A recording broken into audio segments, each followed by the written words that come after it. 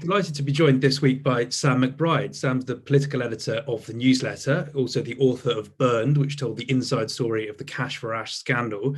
And really, over the last couple of years, has become the must follow journalist for anyone in Westminster wanting to understand more about the complex inner workings of Northern Irish politics. And delighted that you've joined us this afternoon, Sam. I think the first question, really, given everything that's been going on in Northern Ireland over the last couple of days with rioting, is just to ask your assessment of the current situation. How serious a crisis is this? It's very serious, I think, because of what underlies it.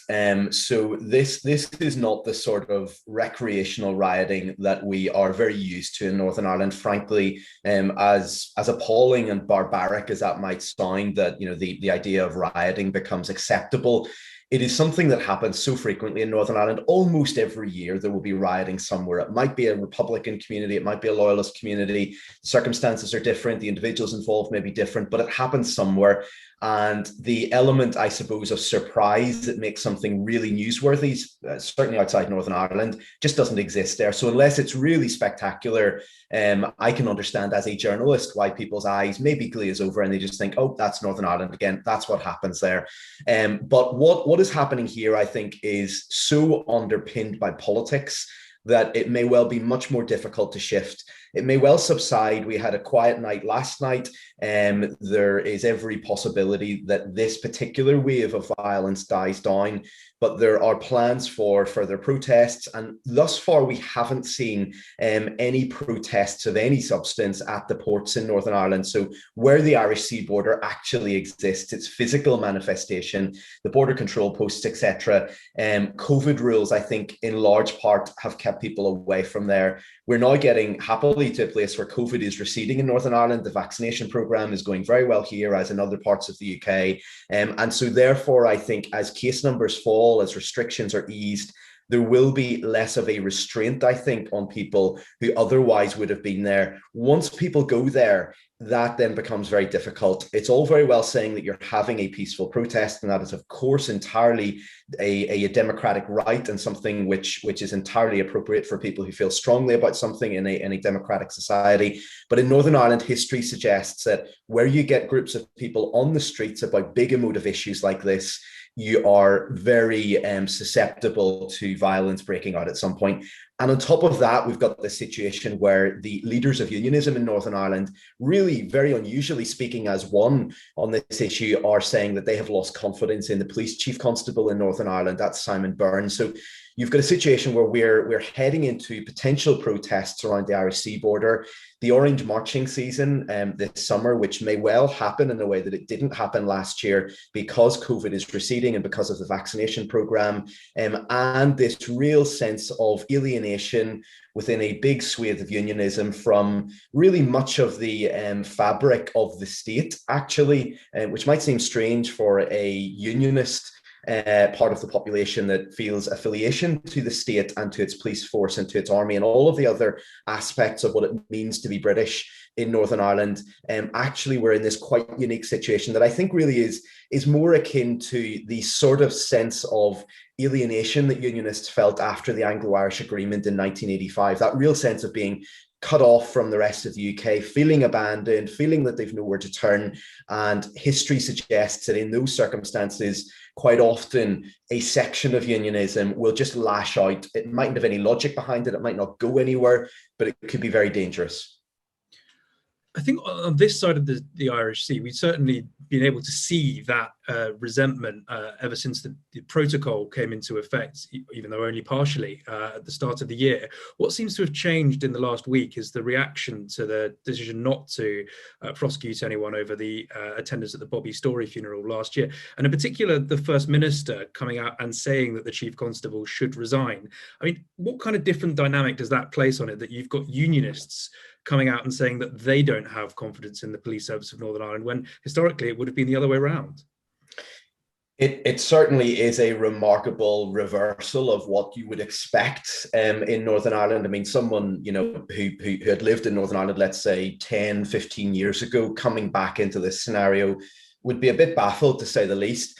I think the unionist position is a little bit more nuanced than how you phrased it there, in that what they are trying to say, and it's difficult for them to make this argument, is they've lost confidence in the chief constable personally, and they've lost confidence in at least one of his senior officers, it seems, who was involved in the Story funeral.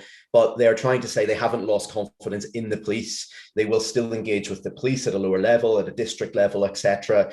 But that politically, as you will know, is a very difficult argument to make. And once you are seen to be, as Arlene Foster seemed to be saying this week, refusing to meet the chief constable, she now seems to be rowing back a little bit from that. So there's a softening there. I think probably realizing that once you call for him to go and he won't go, well, what do? Do you break off all contact? Do you pull out of the policing board? Do you, ultimately pull out of Stormont? If you're really feeling strongly about this, they don't want to go there in terms of the DUP and in terms of most of the mainstream unionist opinion. So therefore, I think we will see them coming back in, but it's a very difficult position. And I think one of the problems for Simon Byrne is that it's actually not even as straightforward as he has annoyed unionism here. He has actually annoyed an awful lot of people in Northern Ireland. He's annoyed nationalists over past decisions. He has annoyed his own officers at various points, been seen to be acting precipitously to discipline them over things, suspend them over things where actually some of them think they should have got a fairer hearing before he acted. So there are questions around him personally, I think, which mean that this is not likely to go away. So even if they restore contact with him, etc., the way in which he has been acting, I think, means that even within his own force, there are people who are not coming out with the sort of full-throated defense of him that you would expect from the police and from the police federation. They're very much saying, we need certainty. So either he needs to go or he needs to be backed.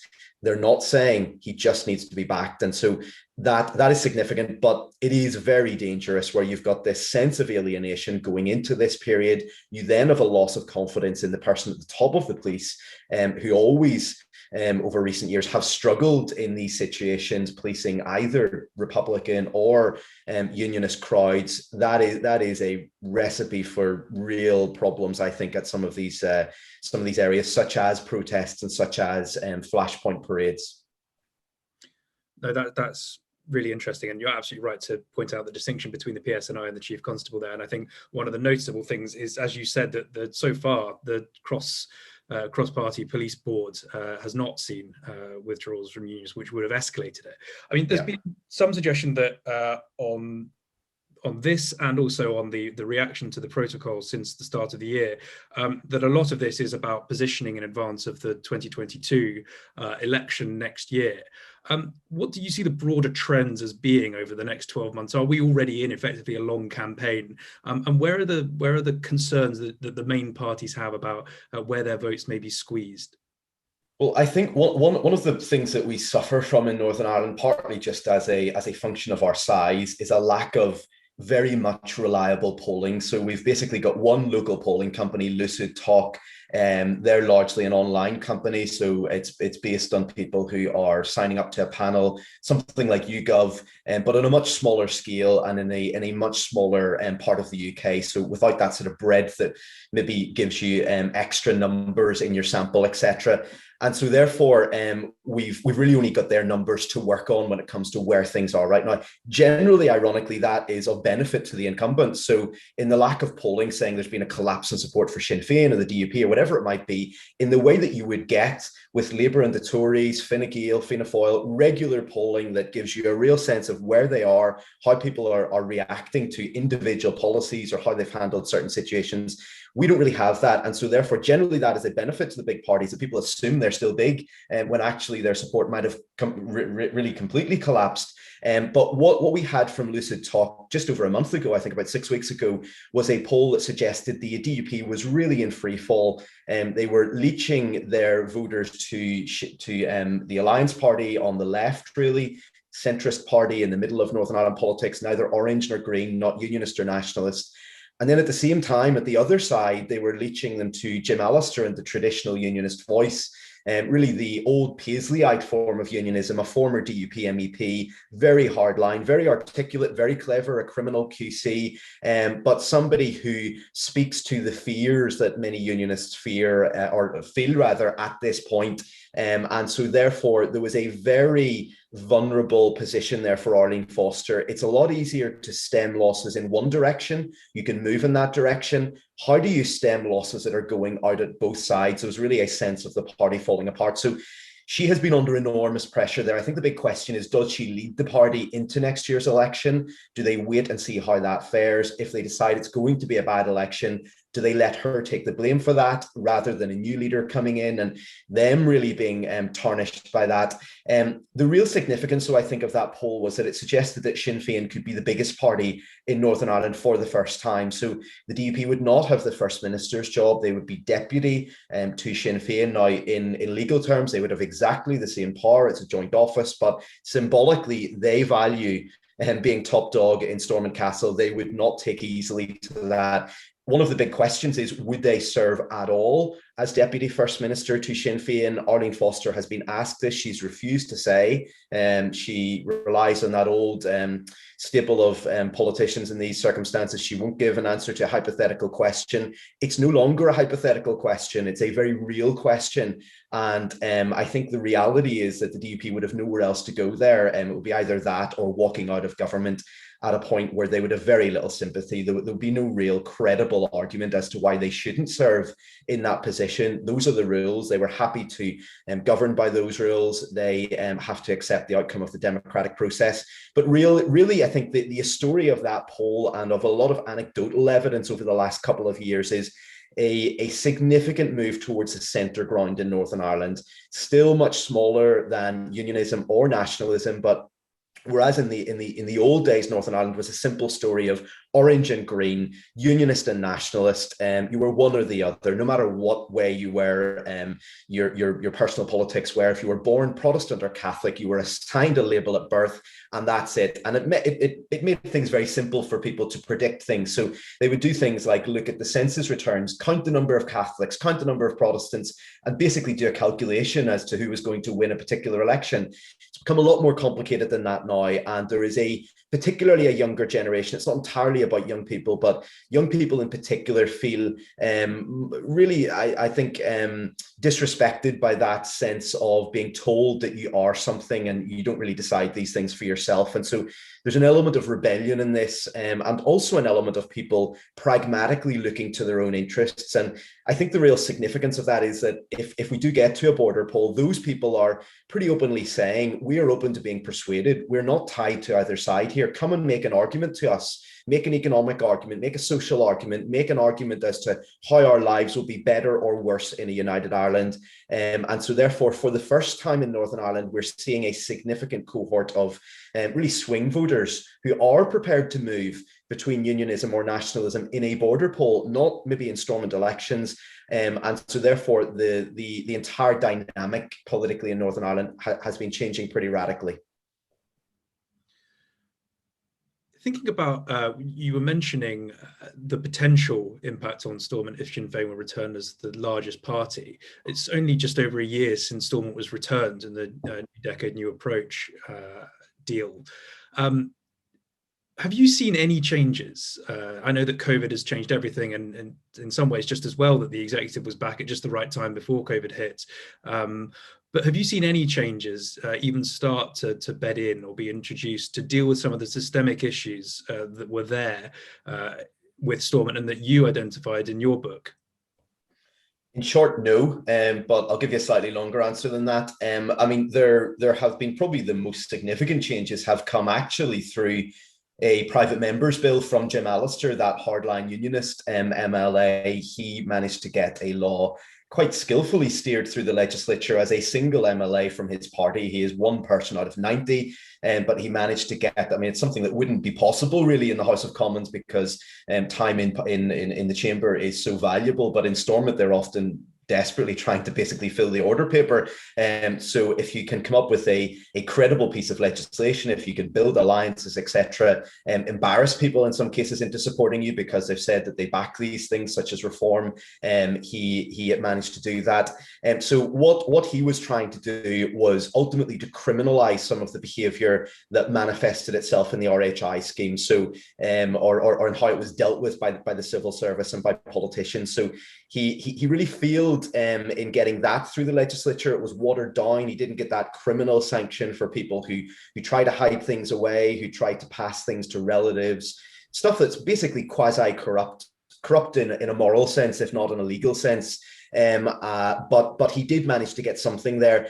Stormont itself as an executive talks a good game when it comes to this. The civil service will say, you know, we've got all these strategies, we're working at this, we've got subgroups, we've got an executive subcommittee that looks at this, etc., etc. I think the real proof of this is in how they govern. Are they less secretive? Do they record more detailed minutes? On that, I know I've spoken to civil servants who say yes, in some cases they do write down an awful lot more, mainly because civil servants now feel that they need to protect themselves from politicians who may turn on them and say, well, actually, you never wrote that down, I never said that. And so that, I think, is quite a healthy thing, that even self-interest can drive what is ultimately good behaviour here, because many civil servants were left without anything to rely upon whenever politicians said at the RHI inquiry, well, I didn't know about that, or you didn't tell me that, or we didn't discuss that. There was no record. It was a verbal system of government in many cases, where even multi-million-pound decisions weren't necessarily being recorded, let alone the minutiae of government. But I think in the big picture here, it's about a cultural change at Stormont. Have they actually genuinely been persuaded to change their ways? Do they believe that they got this fundamentally wrong, and that actually that's not in the public interest? It's not even in their interests, because it undermines the system on which they rely for their positions and for their power. I see very little evidence of that. I think one of the surprising elements of how Stormont returned last January was that the government were incredibly keen to get Stormont back for good reason. We had deep problems. We needed a government. The DUP and Sinn Féin were desperately keen to go back because they were falling apart at the polls. They were losing seats in the Westminster election. They were under pressure. But in that situation, there was a stampede to the finish line. And so rather than really fundamental reform of how Stormont operates, there was a sense of putting it all together pretty much the same way, alterations here and there, a fiscal council, which is now very belatedly being set up, good things in themselves, but really bells and whistles, I think, in many cases when it comes to some of the really, some of the heart of what actually went on with RHI, the secrecy that really allowed them to get away with it, because without that, none of this can happen. The sense that these people were above rules because they were essentially in charge of the rules. Lots of that is still there. And so there was an Einsteinian sort of sense of putting Stormont back on the same basis as it had operated before and expecting a different outcome. We got to sort of early autumn last year, the pandemic restrictions were starting to be reimposed because cases were going up. Then there were arguments about relaxations. We got this utterly incoherent situation in the executive where the DUP were deploying something that legally was entirely within their right. They were deploying a cross-community mechanism to veto alterations to pandemic restrictions. But of course, in the spirit of things, that was really appalling. That was not what the Good Friday Agreement envisaged. This was meant to protect unionists or nationalists.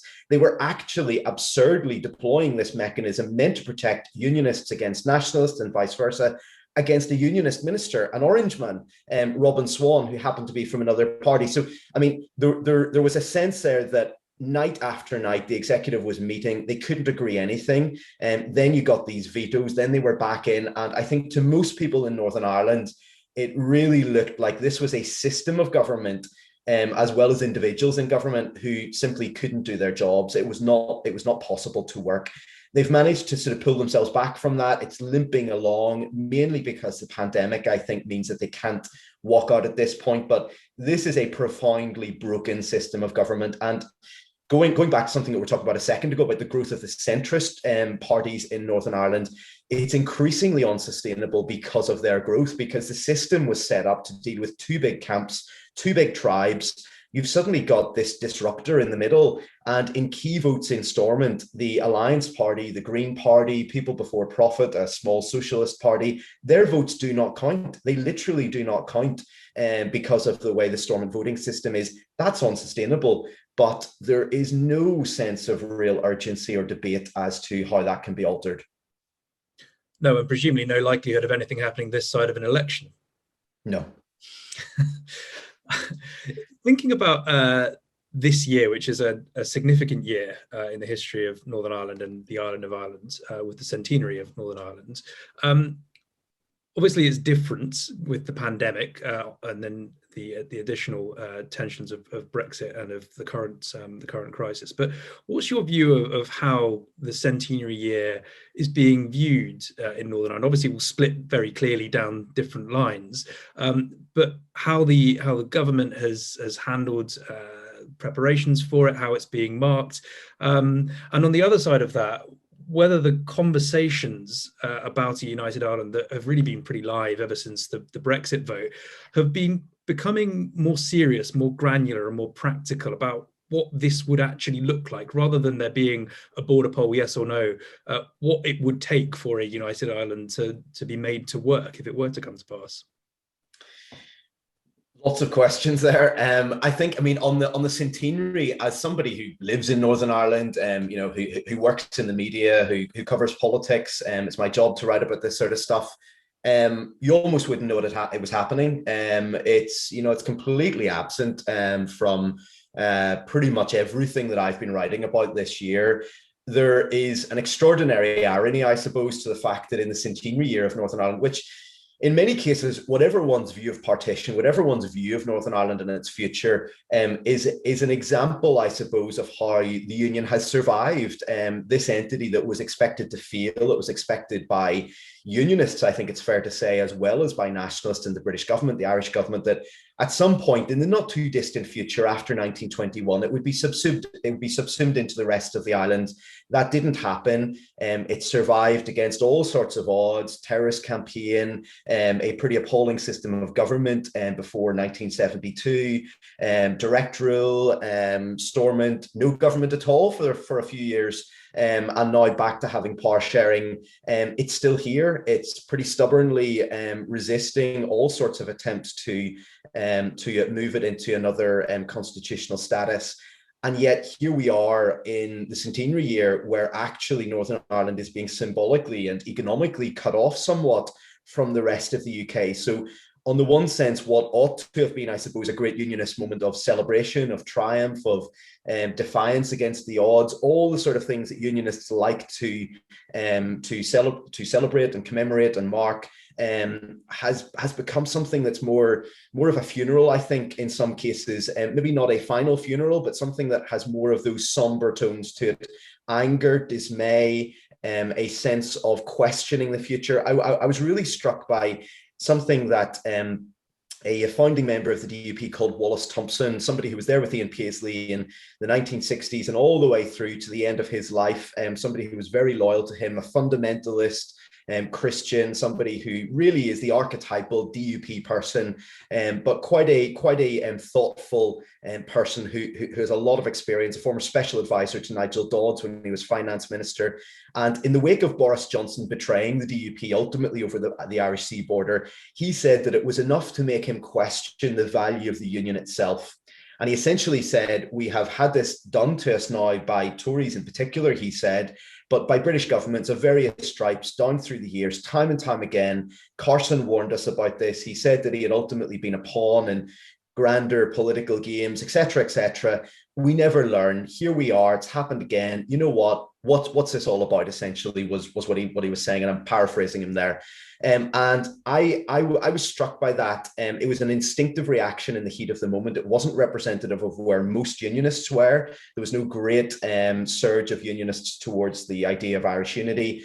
But I phoned him a few weeks ago and asked him now, a few years on, having considered things, having seen the border now in force, etc., does he still feel the same way? And he basically said he does. And I thought that was very significant. Here was a guy who felt really keenly about this. He felt a sense of betrayal at the moment. But actually, even after thinking about it, after considering it, after seeing where everything has fallen out, he still thinks, you know what? It's all in the balance at the minute. And so if somebody like that is thinking in those terms, what is somebody in the center ground thinking right now? Somebody who doesn't have that deep personal orange connection to Northern Ireland and to Britishness. But I think the real failure, I suppose, of republicanism over recent years is that they have had this extraordinary opportunity. They had a chance with Brexit. They had a chance with a very poor leader of unionism in Arlene Foster, somebody who does not get her tone right very often to the people who ultimately will decide Northern Ireland's future, those centre ground voters. And they've really squandered it thus far. And they have prioritised niche things like, a massive funeral for a former IRA man at a time of a pandemic. They've prioritized those sort of insular things over what ought to be their strategic goal of how do we persuade enough people to get over 50% in a border poll to vote for our vision of Irish unity. And of course, in building that vision of Irish unity, publishing documents, commissioning academic research, etc. There has been almost nothing there. And I think looking at that from the outside, it's difficult for me to conclude anything other than Sinn Féin don't actually believe unity is anywhere near as close as they pretend it is. If they did, they'd be doing a heck of a lot more to secure it. If this was the final push to get it over the line, they'd be doing that. Actually, what they're doing is they're acting in ways that you would expect a party political organization to act. What is going to get them returned in the next election? How do their voters react to things? Their voters aren't the people they need to worry about in a border poll. Those people are assured they're going to vote for Irish unity.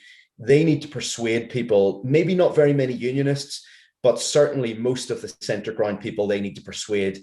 And they're not doing very much to do it. So yes, there has been a massive shift. We are seeing more debate about Irish unity. We're seeing more significant debate that gets away from the simple yes, no, as you say, gets into questions of who pays for it. What sort of state is it? Is it a federal system? Does Stormont survive? What about the flag? What about the anthem? All of these things are starting to be discussed in a way they weren't discussed certainly 10 years ago, but even before Brexit, they were certainly not being discussed in this way.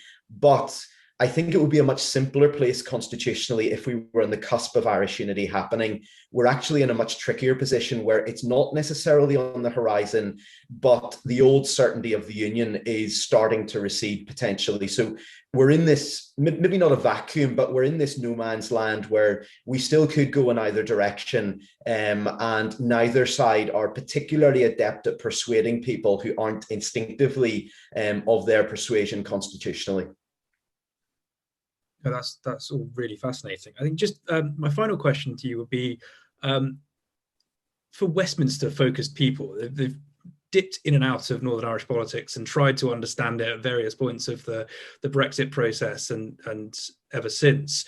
Is there one thing in particular, or sort of a key theme, that you think that Westminster-focused people don't quite get about Northern Ireland, or one thing you would suggest that they make the effort to learn more about? Because just talking to you here, the complexities of Northern Ireland are so distinct from the complexities of Westminster. Whether you have any reflections on your time. It's a great question, and I'm going to give you a very poor answer. I think that people in Northern Ireland can become very self-important about these things. We are used to having American presidents flying in, to having prime ministers inviting our politicians in and out of Downing Street. And that often is entirely appropriate. And there are reasons why Northern Ireland has been a big issue over recent years. There has been a terrorist campaign. There have been many lives of British soldiers, as well as of people from Northern Ireland, lost in that campaign. It's right that people take it seriously. There are deep problems in Northern Ireland, economically, socially, in all sorts of ways. But I think there is also a sense sometimes of entitlement that comes with that, where people expect us to constantly be given special treatment. And actually, sometimes the answer to Northern Ireland's problems in terms of how Stormont operates is actually to have a bit of grown-up politics.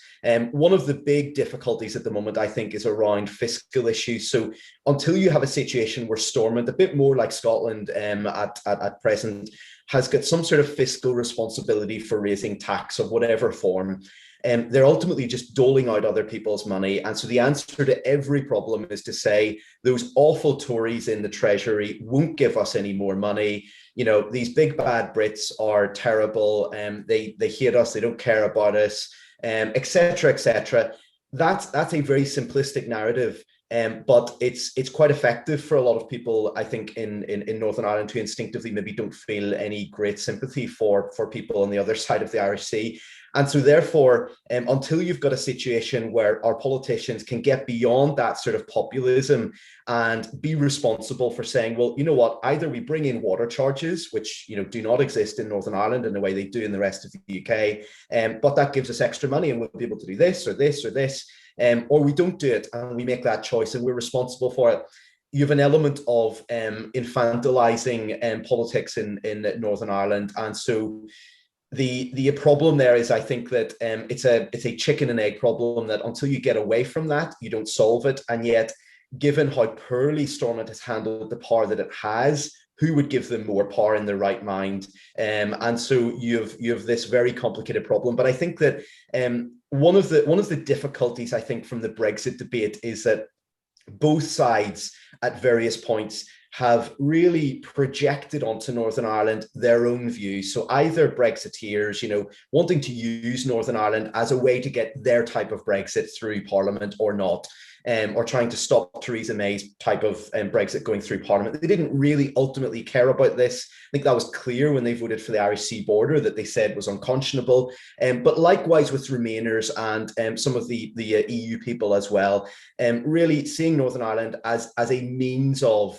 you know, either punishing Britain, as you know, some people in Brussels have been quoted as saying, or really saying, well, because of this very complicated, difficult problem that, you know, very few people really understand in the rest of the UK, let alone in the rest of Europe, we must do X or Y. We must have this incredible, all singing, all dancing Irish Sea border.